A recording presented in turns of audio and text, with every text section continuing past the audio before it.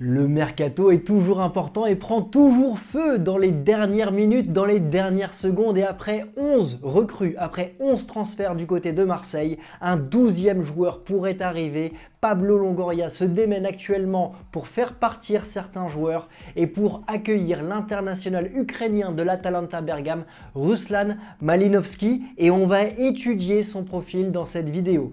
Bienvenue sur CM Football, bienvenue pour une nouvelle vidéo sur l'actualité du football, du mercato et de l'Olympique de Marseille. Un grand plaisir de vous retrouver. On a pu émettre des doutes à un moment donné dans la stratégie de la direction marseillaise dans ce mercato qui avait pris un peu de retard parce que la première recrue est arrivée autour du 10-15 juillet, mais 11 recrues sont arrivées. L'Olympique de Marseille, avant le match face à Clermont, a 10 points, est second du championnat et réalise un bon départ avec un Igor Tudor qui est en train de mettre en place ses bases. Et ça, c'est important. Dans cette vidéo, on va faire un point sur le mercato de l'Olympique de Marseille. On va aussi étudier bien évidemment le profil de Malinovski, son parcours, sa data room, ses qualités, ses défauts, comment il peut s'intégrer dans le système tactique d'Igor Tudor. On va voir aussi où en est son transfert et je vous donnerai mon avis sur le joueur, mais aussi sur le mercato de l'Olympique de Marseille et certains postes qui pourraient ou qui auraient dû être doublés. Cette vidéo,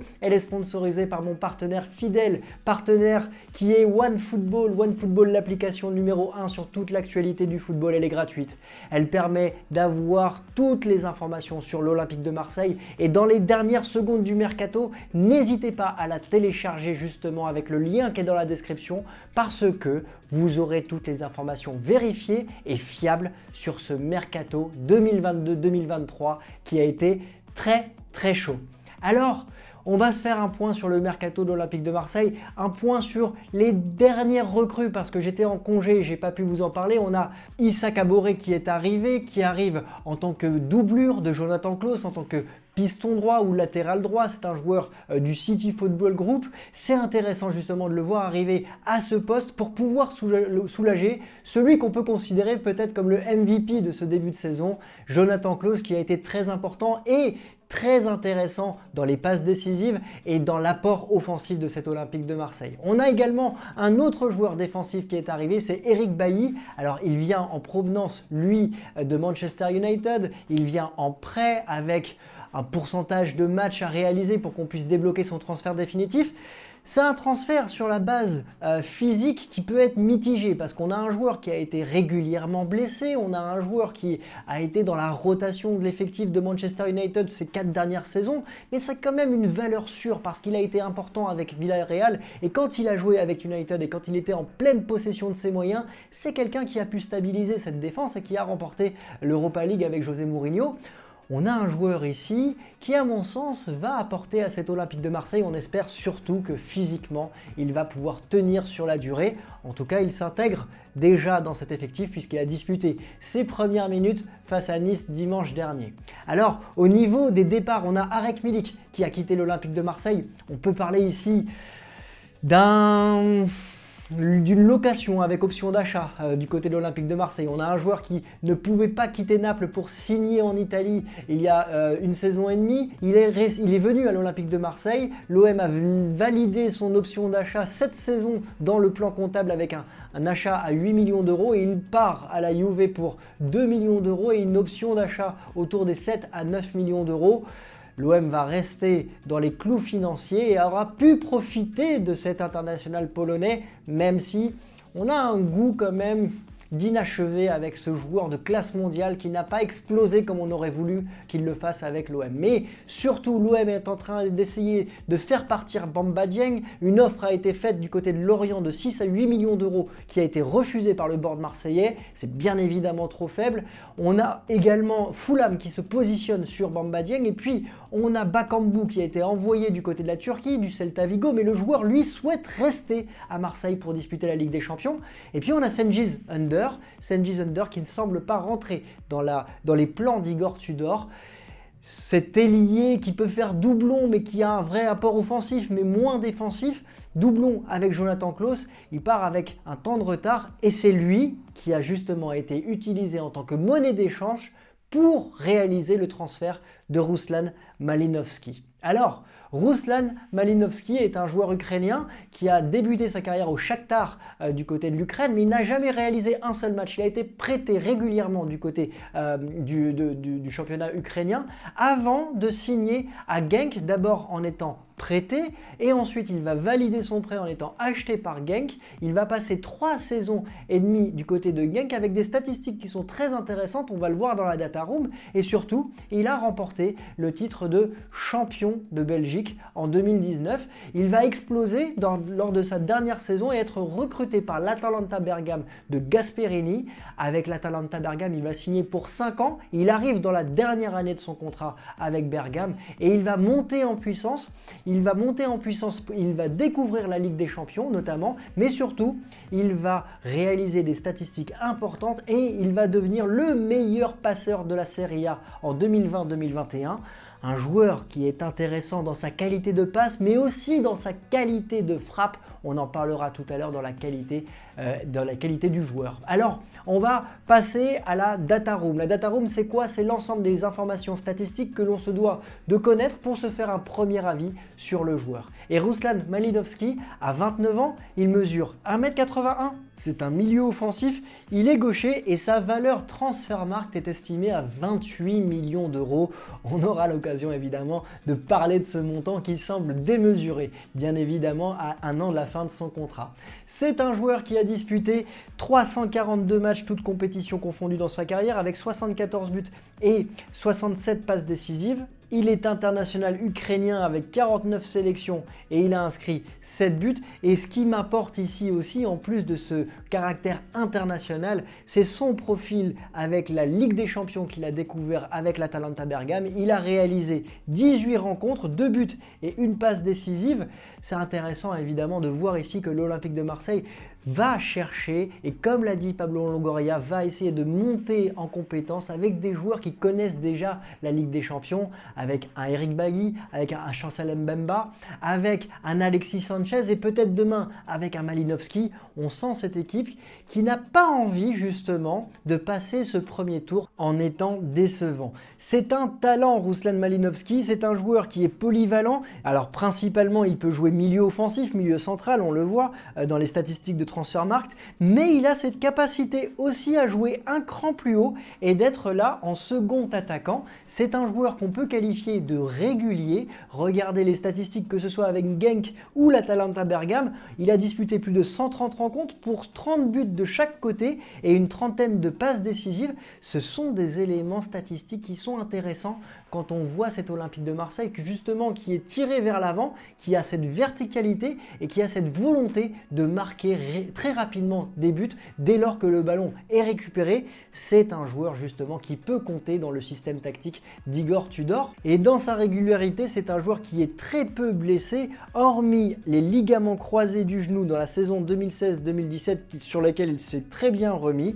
La saison dernière, il a eu quelques pépins, mais rien de trop rédhibitoire pour le voir arriver et être performant avec l'Olympique de Marseille. Si on regarde sa hitmap, c'est un joueur justement qui peut jouer offensif, plutôt sur le côté droit et dans l'axe du terrain, même s'il peut être à l'aise sur le côté gauche. On l'a dit tout à l'heure, c'est un gaucher et il aime bien rentrer sur son pied gauche pour frapper ou réaliser des passes décisives. Alors justement, quelles sont ses qualités, ses défauts et dans quel système tactique il pourrait s'intégrer du côté de l'Olympique de Marseille? Alors, on va justement regarder la slide du compte Twitter Amour de Foot où on va voir justement ses qualités et ses défauts. La clé de lecture est la suivante. Quand on regarde le chiffre 95, il fait partie des 5% de joueurs en Europe parmi les meilleurs à son poste pour réaliser les occasions créées par la passe. Ça veut dire qu'il est ultra performant sur cet item-là. C'est un homme qui aime apporter le danger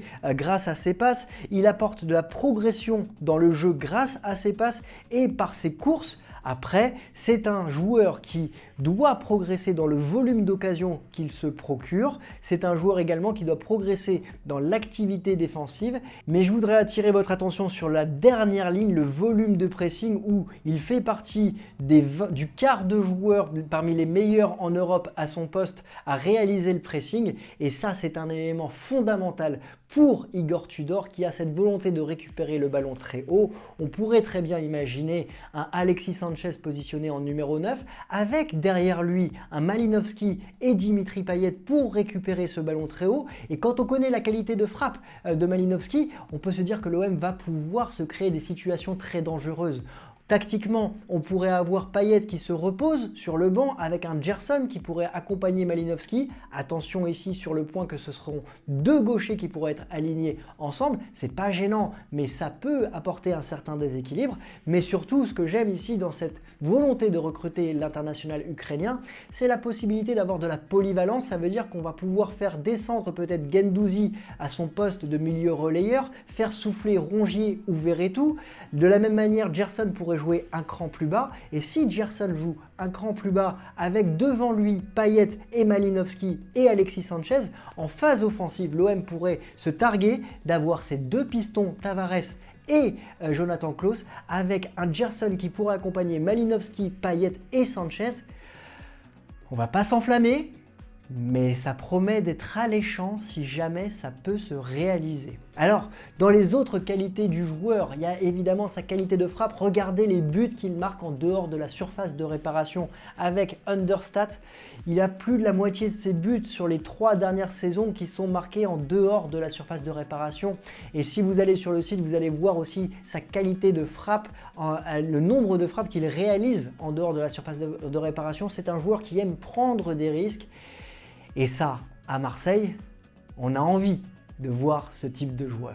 Alors, le transfert, où en est-il? Alors, on le disait tout à l'heure, on a un joueur qui arrive à 1 an de la fin de son contrat. Il est estimé, selon Transfermarkt, à 28 millions d'euros. Clairement, c'est impossible qu'il puisse signer pour 28 millions d'euros. Non seulement parce que l'OM ne dispose pas des finances pour réaliser ce transfert à 28 millions d'euros, mais qu'à 1 an de la fin de son contrat, il suffirait d'attendre 4 petits mois et en janvier, il peut signer librement où il le souhaite. Alors, c'est pour ça que Marseille a mis Cengiz Under, un Cengiz Under qui n'était pas réellement chaud pour aller à l'Atalanta Bergame. Il semblerait que ce soit plus ouvert, mais c'est pour ça que Marseille essaye de dégraisser. Ce sera un crève-cœur évidemment de voir Bamba Dieng partir, mais si ça permet de voir Malinovský arriver, l'OM gagnerait au change tant la direction marseillaise ne semble pas compter sur l'international sénégalais. On a justement maintenant à peu près 24 à 36 heures à attendre pour savoir si Malinovský arriverait. On a Bakambu qui pourrait également partir, même si ce dernier souhaite rester à l'OM. On a enfin Cengiz Under qui pourrait faire la navette du côté de l'Atalanta. On a du côté du quotidien national L'Équipe, le joueur qui est d'accord contractuellement avec l'Olympique de Marseille. Il pourrait arriver très rapidement. Tottenham qui était dans la course est désormais sorti et ne souhaite plus signer l'international ukrainien. Tout semble réuni pour que l'OM puisse le signer et j'espère que dans les 36 prochaines heures, on sera en phase avec une nouvelle signature qui serait pour moi la cerise sur le gâteau. Voilà. Quel est mon avis sur la situation? Eh bien oui, j'ai envie de voir Malinovský arriver pour avoir étudié le joueur sur ces 48 dernières heures. J'ai apprécié le voir prendre des risques offensivement, j'ai apprécié sa patte gauche, j'ai apprécié de voir sa qualité technique et sa qualité de pressing face à ses adversaires. Je trouve que c'est un joueur qui pourrait apporter au système tactique qu'est en train de mettre en place Igor Tudor et c'est un joueur qui pourrait offrir différentes opportunités aux joueurs marseillais déjà en place pour gagner en compétences, en maturité et en expérience dans cette Ligue des Champions qu'on va bien évidemment évoquer la semaine prochaine sur la chaîne avec ce grand match face à Tottenham qui aura lieu mercredi prochain. D'abord, il y a ce match face à Clermont ce soir qu'il faut absolument gagner. Ensuite, il y a le match face à Auxerre samedi prochain qui seront évidemment des points importants. L'OM réalise un mercato extraordinaire, je trouve, cet été par rapport à la qualité des joueurs qui sont arrivés. On pense à Bailly, on pense à Bamba, on pense à Alexis Sanchez entre autres, et puis Jonathan Klaus et Nuno Tavares qui sont décisifs depuis le début de la saison. Juste un point sur le côté gauche, on a vu la difficulté qu'a eu l'OM à trouver un piston gauche qui semble très intéressant, qui semble performant, qu'il doit confirmer bien évidemment. Le poste n'est pas doublé à la différence de Jonathan Klaus avec Issa Kabore. À voir s'il peut y avoir une bonne surprise d'ici la fin du mercato, à voir si Amavi peut revenir dans les plans de Igor Tudor, ce que je doute. Mais ça, c'est un point et une limite de cet Olympique de Marseille, même si on peut compter sur Kolasinac à un poste de central gauche, moins en tant que piston gauche physiquement, je trouve. C'est une des limites de ce mercato, mais on va pas faire la fine bouche. Si on nous avait dit qu'on aurait une équipe aussi compétitive au 31 août, il y a à peu près un mois et demi, j'aurais signé tout de suite. Alors, dites-moi ce que vous avez pensé de cette analyse de Ruslan Malinovski. Est-ce que c'est un joueur que vous voyez du côté de l'Olympique de Marseille? Que pensez-vous de ce mercato? N'hésitez pas à me dire tout ça en commentaire. On va bien évidemment suivre les dernières minutes de ce mercato ensemble. Et s'il y a un gros transfert, eh bien, abonnez-vous, on se retrouvera ici dans le studio de CM Football. Je vous souhaite à tous une excellente journée et je vous dis à très vite. Ciao!